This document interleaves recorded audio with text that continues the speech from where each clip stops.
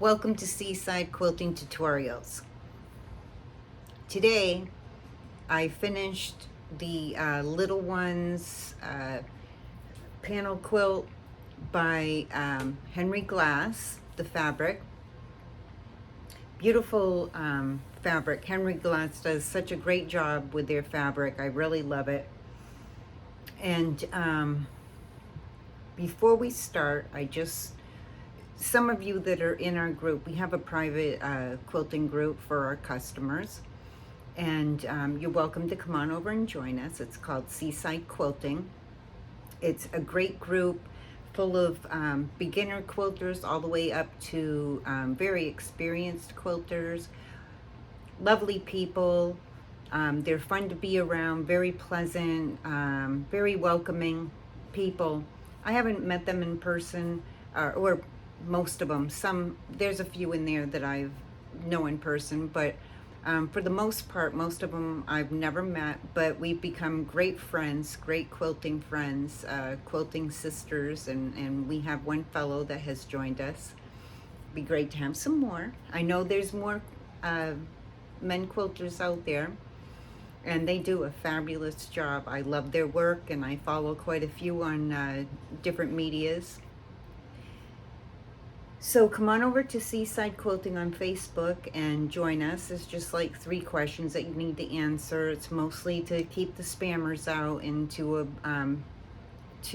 agree to abide by our rules, which is just basically, they all add up to being kind to each other, because we've got enough of things bad in the world. There's no reason why we need that in our group. We just want to be happy and enjoy our company and share things together.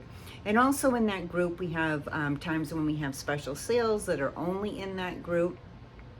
And on Sundays, we have a ends of bolt sales in that group for our members. So come on over and join us. We share ideas, our projects. Just so much fun to be in that group, and so inspiring to be around these people. They inspire me every day when they share their projects, and if you haven't been, I really wish that you would, because there's no judgment in our group. It doesn't matter if you're a beginner, if you're having a problem with a project that you're working on. There are many of us that will jump in and help you with questions, or sometimes it's just a matter of you can't decide on fabrics. I go through that sometimes, and I'll post different fabrics that I'm working with. I haven't recently, but in the past, there's been times when, I love too many, and I'll post them and see what everybody else's opinions are. Sometimes I choose something that they did, and sometimes I change my mind and choose something else. Just never know. But it's great to have those people there. It's a great support system. Our business page is on Facebook. It's called Seaside Quilting Supplies LLC. We have lives every Tuesday evening at 7 p.m. Eastern Time. We show fabrics, notions, all sorts of things, and we're turning our system over to the comment sold system. If you're needing any help with that, if you don't understand it, let us know. We have several people that are willing to help you to get through that process. And our app has come available for both Android, iPhone, and tablets. So you can go to your app store and just search Seaside Quilting Supplies LLC, download the app, go through the setup process, and you're all ready to make your purchases. The nice thing about the app is that everything that we put in the lives ends up in that app for sale. And you'll always know how much of it that we have, which is just wonderful.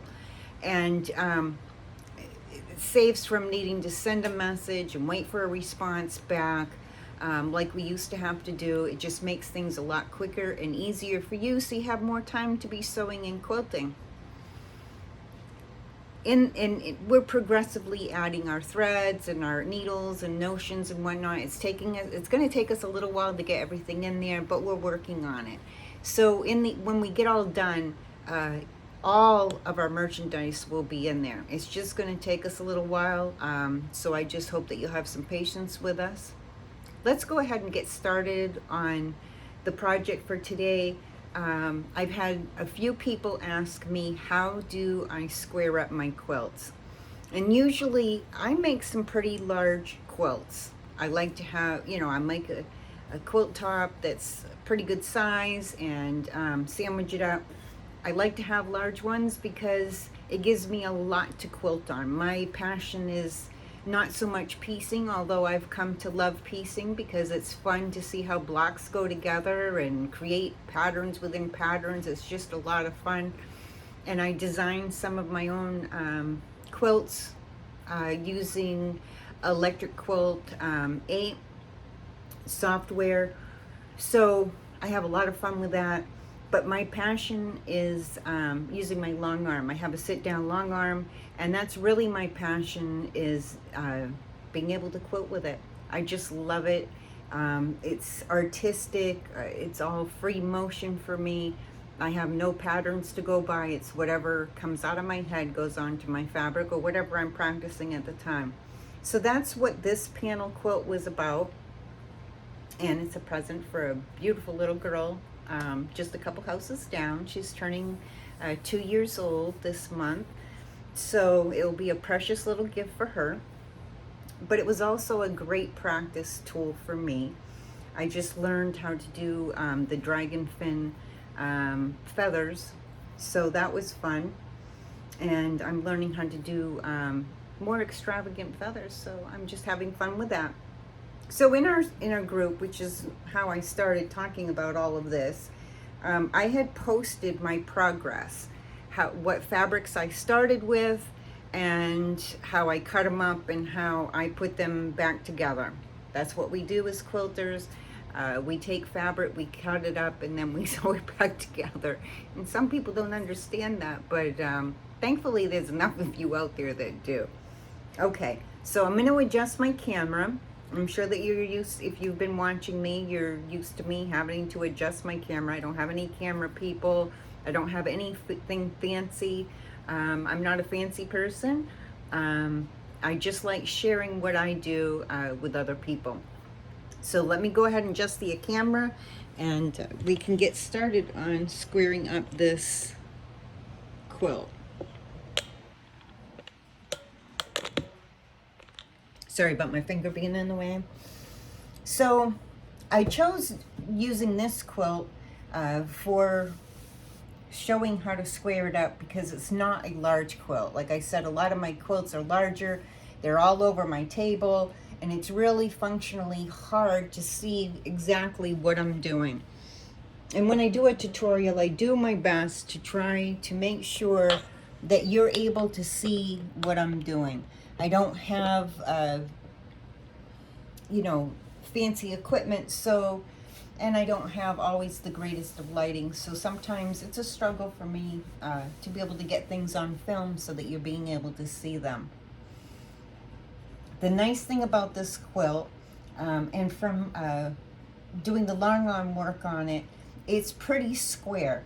And I always can tell that when I go through and I do my stitch in the ditch to baste my fabrics together, my sandwich together. So as I'm quilting, I can tell if things are askew or are they staying in line with each other. So it's not going to be a hard one to square up.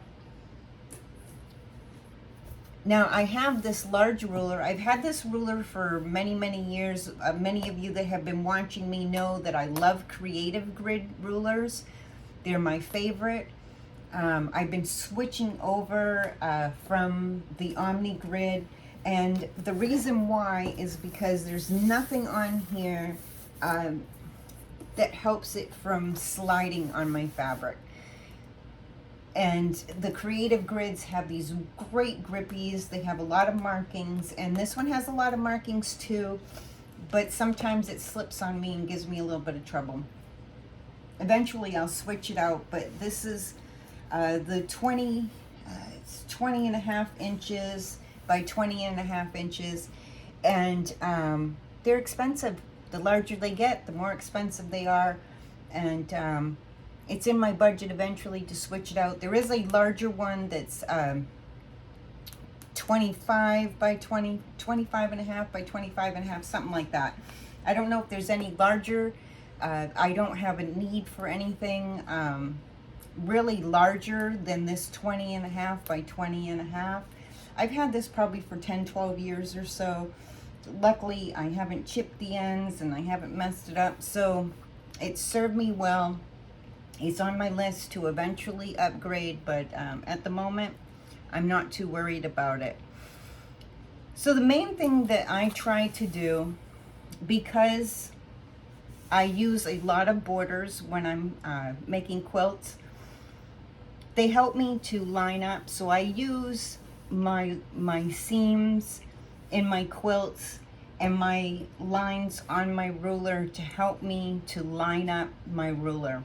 I start in the corners, because once I get my corners lined up, then it's easier for me to get the straight part done.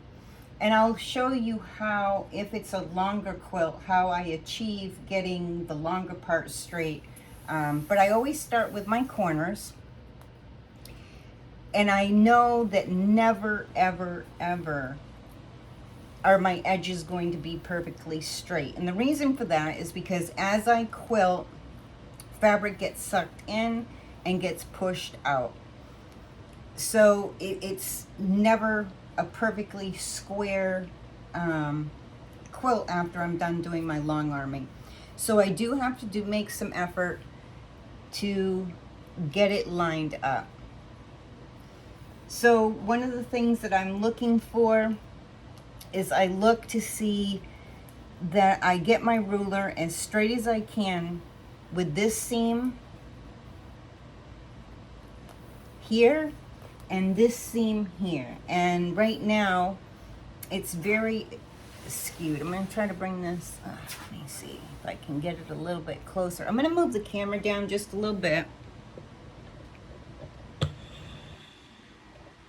because I want to make sure that you're being able to see as best as possible. It's hard to show ruler work to people. So I've got this here. It's pretty darn straight going across here. I'm going to adjust it just a little bit more. And then I'm going to check this, which is not straight. Now there is some fudging that I have to do to try to get this as straight of a corner as I possibly can.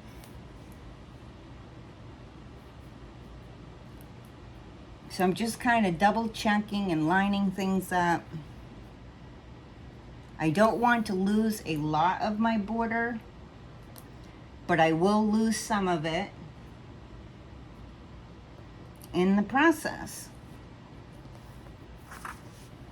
And one of the things that sometimes I'll do is I'll stretch my side a little bit so I can get this to line up better. As I quilt, as I long arm, like I said, some things get pulled in and sometimes the edges get pushed out. So, and I do baste ahead of time to try to prevent that as much as possible. So I have to use a little bit of judgment. My ruler is pretty straight with the border here. It's really straight with the border up here. It's really straight right in here, but I can see on this, right in here, that this seam is askew a little bit. And hence why I was trying to do a little bit of stretching to get this lined up a little bit better.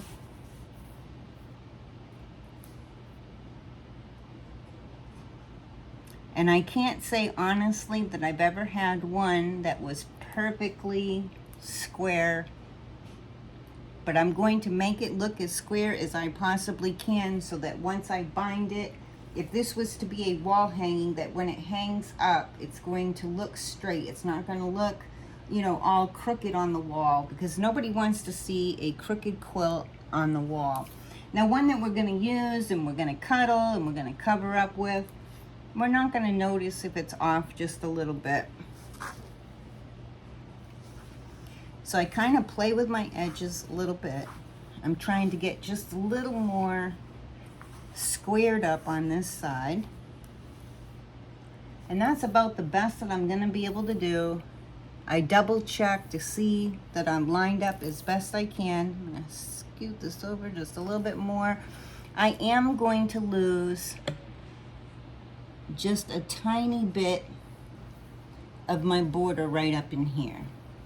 Not a lot, but I am going to lose about 1/8 of an inch up there. Well, yeah, around 1/8 of an inch down to a pinch right in here. And then the rest of it is straight, and it's nice and straight across the top. Now, I'm not perfect. I do not block my quilts. There isn't enough time in my life to sit and block quilts out, and at the rate that I make quilts, I'd have quilts all over the place being blocked. So I do not block my quilts. I'm not going to lie about it. I just don't. And there are some people that block their quilts and do all this fancy stuff. None of these quilts are going into quilt shows. I'm just trying to get them squared up so that they look decent and presentable, and will be a wonderful gift. That, you know, this is for a little 2-year-old. She's going to adore this quilt.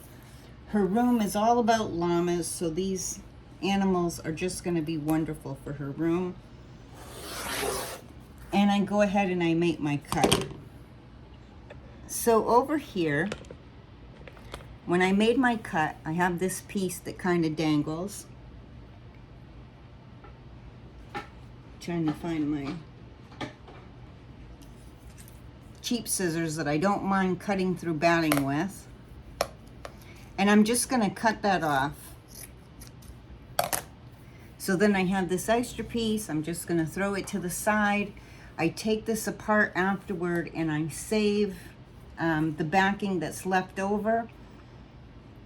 I take the little stitches out that are right there. There's a couple stitches right there, maybe one here. I'll take those out and I save my backing for scraps.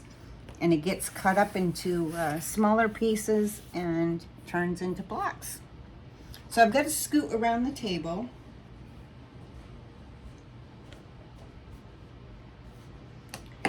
And I'm going to move my camera just a little bit. There's no way for me to do this and be where I need to be able to cut, because of my angle that I need to be able to cut in. Just, you want to make sure that you're holding, that you're pressing down nice with your hand. You want to keep it stable. As I'm cutting, I'm going to stop, shift my hand, cut some more, shift my hand and cut some more.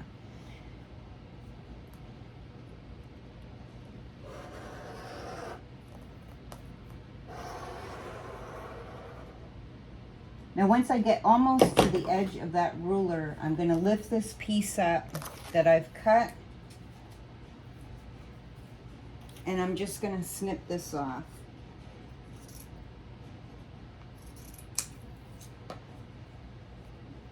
And I'll just keep stacking those up. This ruler might make it all the way across. I might not even have to use, I will when I go down through. I'll need to add another ruler. But I'll be pretty close. I'm just going to have a little tiny bit here that I'll need to cut afterward. And so I'm going to do the same exact thing on this side that I did over on that side. And I'm using my same lines for this top seam to square it up.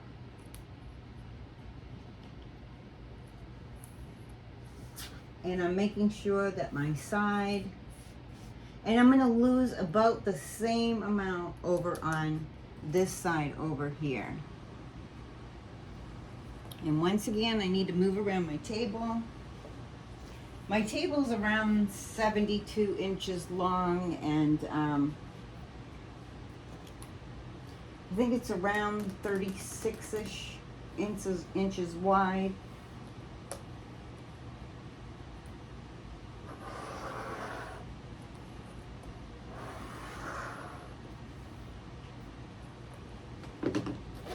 Now I wasn't able to cut this top part, so I'm just going to use my scissors. Just because I didn't have a ruler there. And I'll cut this excess off from where I'm at. It just gets it out of my way. Some people like to keep it all one piece. I'm not able to do that. Well, I could, but I like to get it out of my way. I don't like to have flappies in my way. Okay, so now I'm going to cut this edge the best that I can. And actually, I'm going to scoot my quilt this way so I can make that cut. Get those scraps out of my way. I'm just going to scoot it over this way so that I am able to reach. And I will double check my ruler. It stayed in place, so that's good. So right here, where I have this extra piece, I'm going to add another ruler.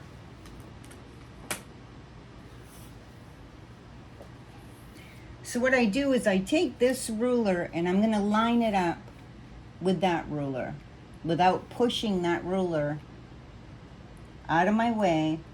And I'm just going to run my finger along this edge to make sure that they're perfectly butted up against each other and that my ruler is straight on my edge.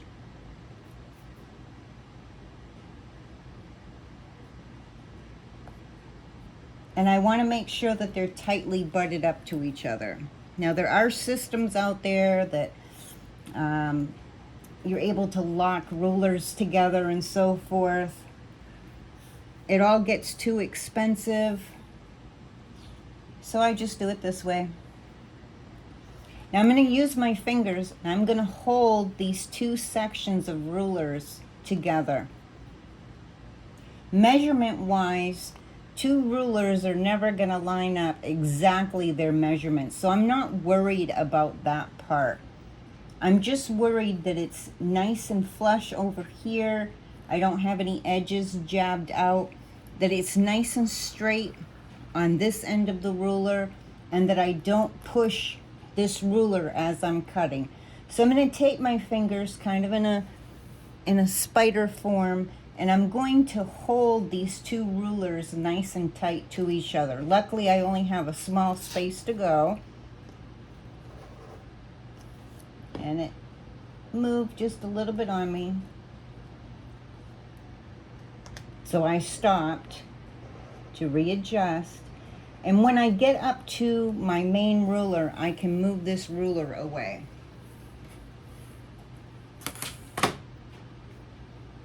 Now when I go down the length of it, it will be a little bit more. And I'm sorry if I get in the way, but for the angle that I need to cut in, it gets a little difficult to not be in the way. Okay, so now I have the top and the top and the corner, two sides of my top all squared up.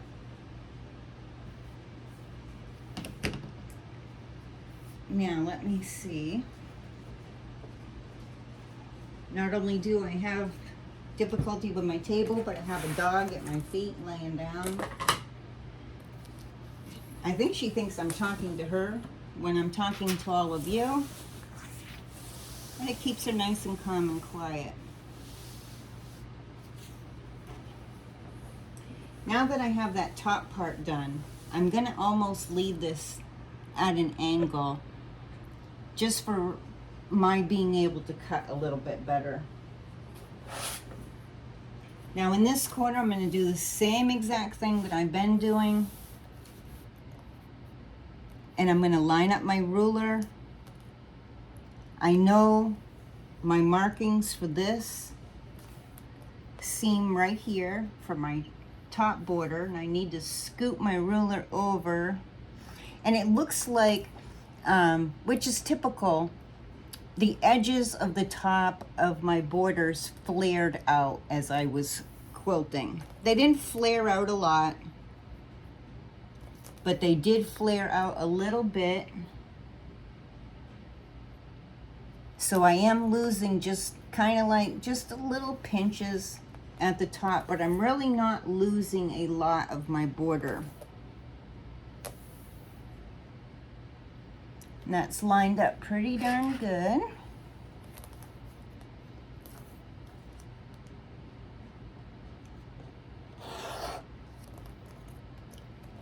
And you should always double check before you start cutting, because once you cut, you can't fix it. You can't glue it back together.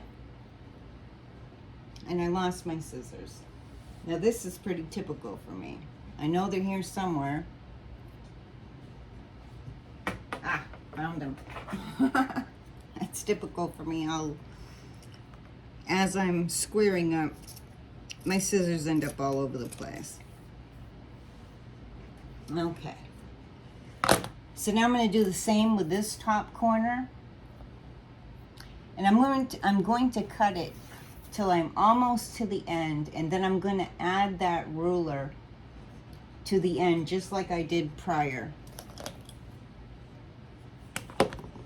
And I'm actually going to scoop this around by using the end that I'm not needing to cut with, and I can just slowly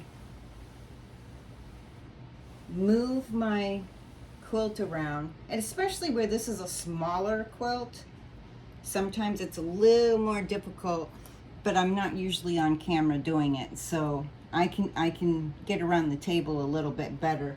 I'm just not wanting to be in the way so that you can kind of see what I'm doing. And I'm just double checking to make sure I didn't misalign my ruler, and I'll go ahead and do my cut. And like I said, I'm going to take it almost to the end of my ruler, but not all the way. I'll be about 3 inches. I'm going to leave that there for now. And I'm going to gradually move my quilt forward some with just a slow pull, because I don't want to move my ruler. But I do need enough room, oh, there it is, to bring my ruler in again. And I'm going to get that flush with the edge over here.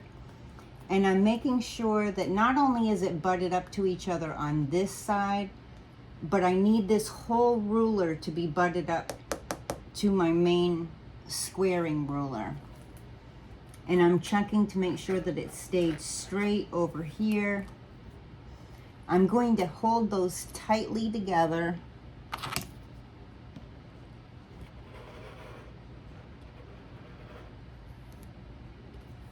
And that slipped just a little bit on me because of the angle that I'm cutting in, so I'm just readjusting it a little bit before I finish my cut.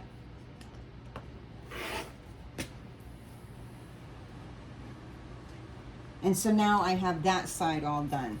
And where this is a small quilt, I think it's around 46 by 48, or, oh, wait a minute, well, around 41 by 43, something like that.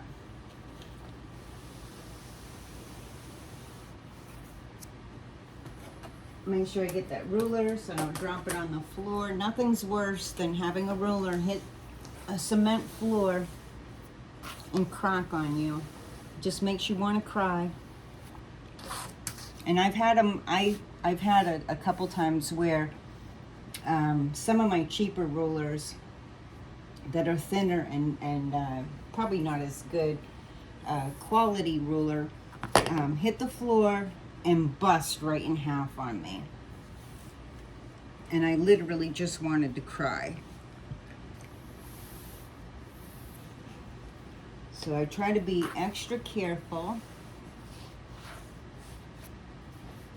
So this is my last corner that I need to line up.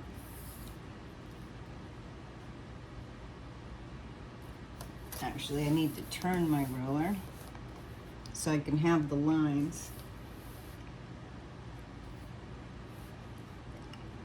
Just square this up.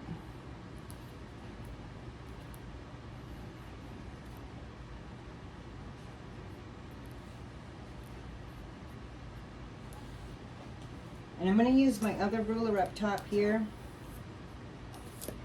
just so that I can see going across that I'm keeping this last edge straight. I'm not going to need to hold it in place, but I just need it there as a guide to see if I'm getting this nice and straight, this last corner. This side is just a tad uneven, not making me happy.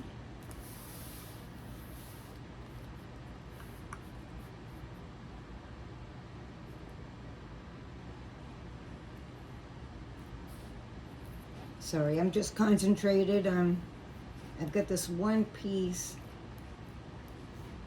that is making it a little bit uneven for me.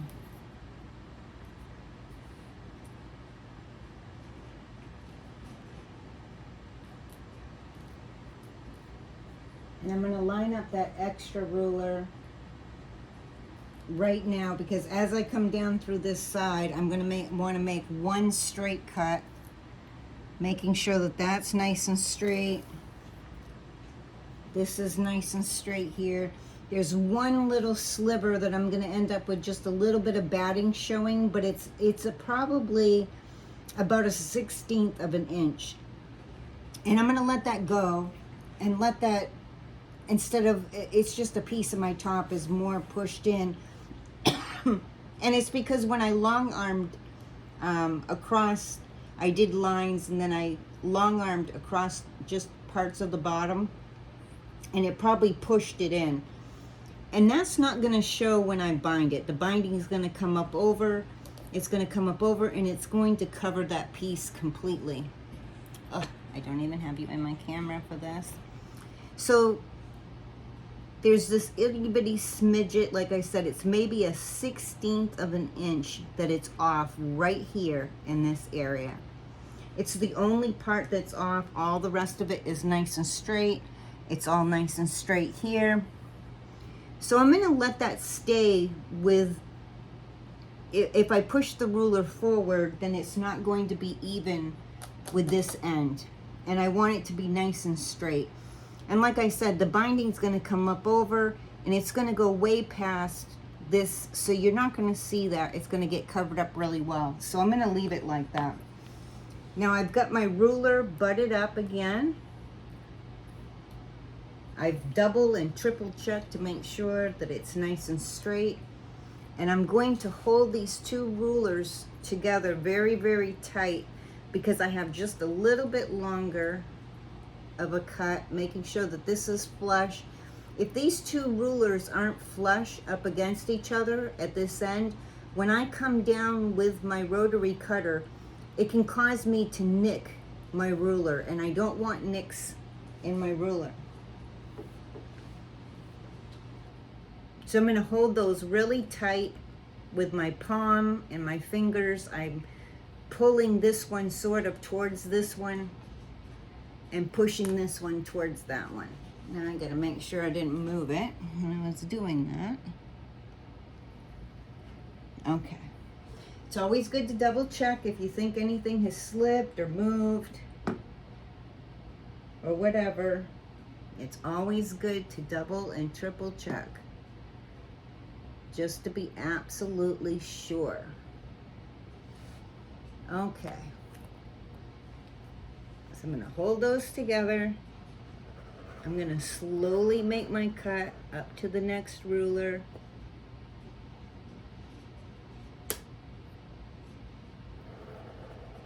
Just wanting to make sure I don't nick my other ruler, because these rotary cutters are super, super sharp.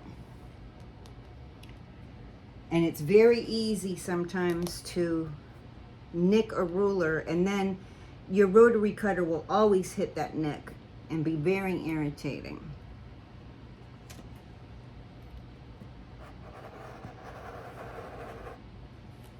Just remember, keep your fingers away from the edges.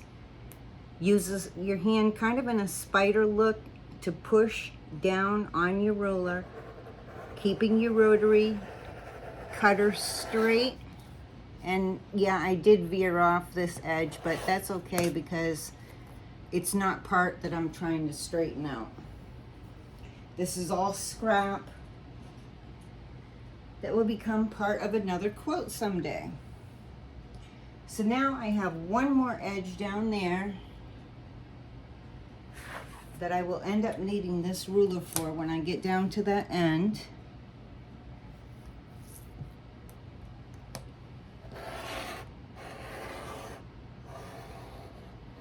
And I will cut almost to that end. And then once again, I'm going to get this ruler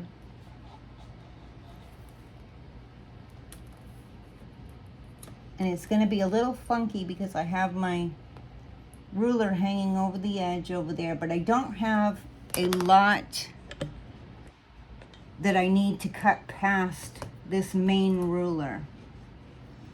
So I'm just going to get them pressed up against each other. Make sure that it's straight over here.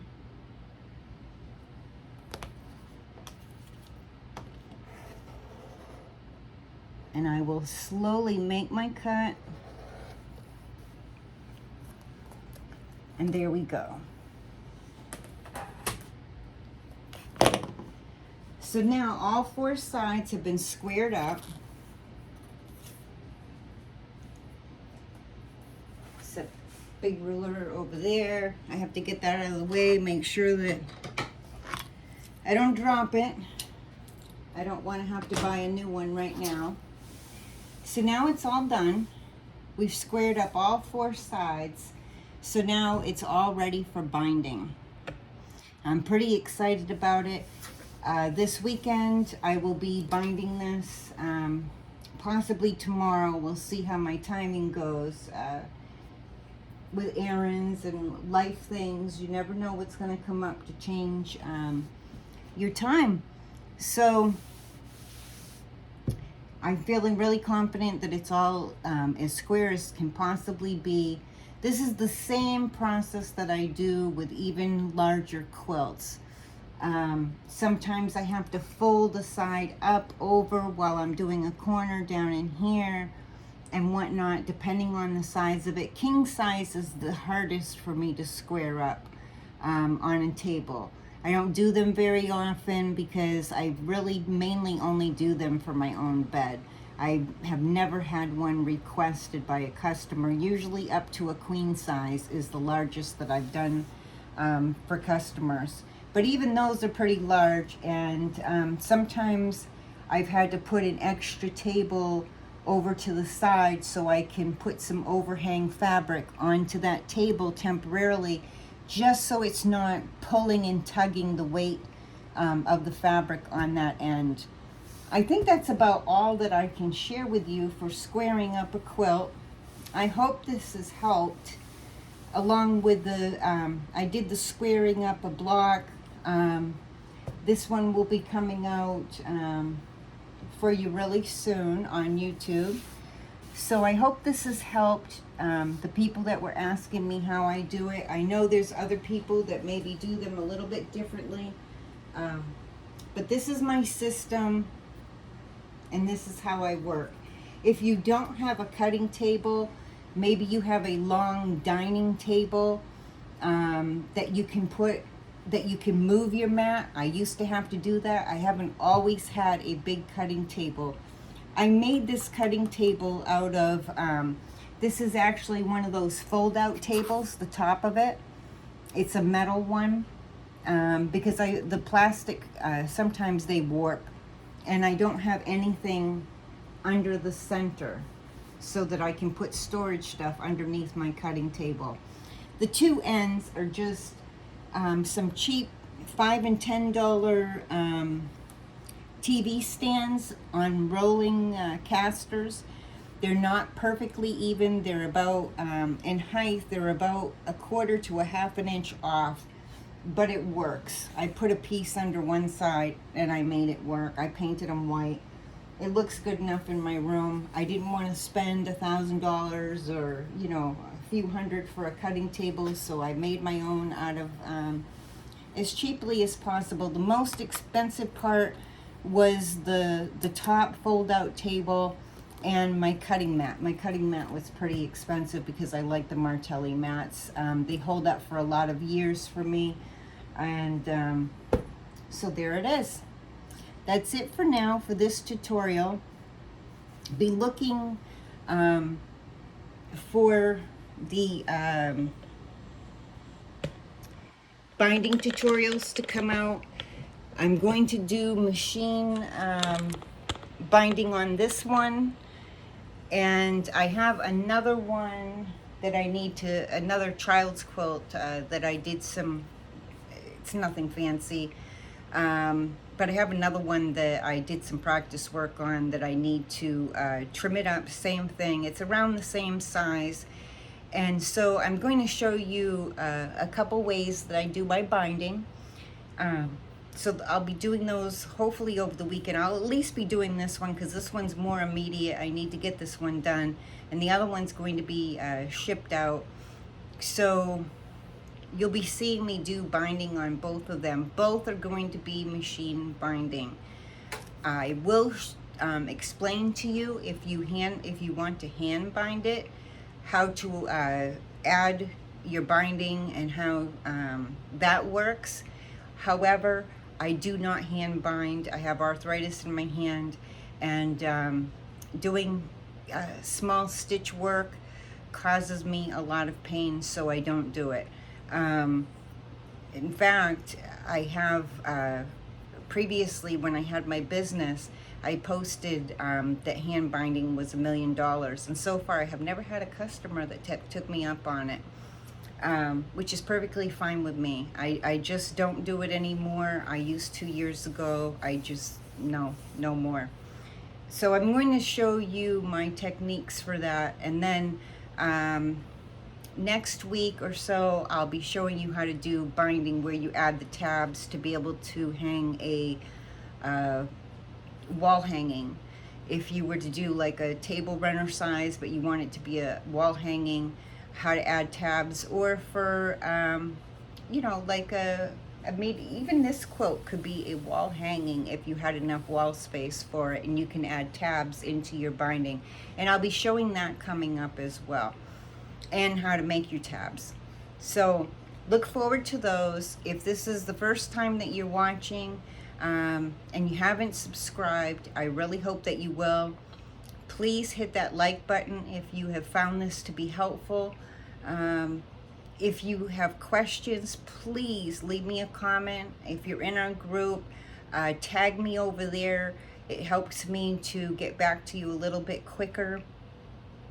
And if you do subscribe today, you can adjust your notifications by clicking on that little bell and changing them to all, and then as the next tutorials come out, you'll get a notification and let you know that they're available for you. In the meantime, until next time, I wish you happy sewing.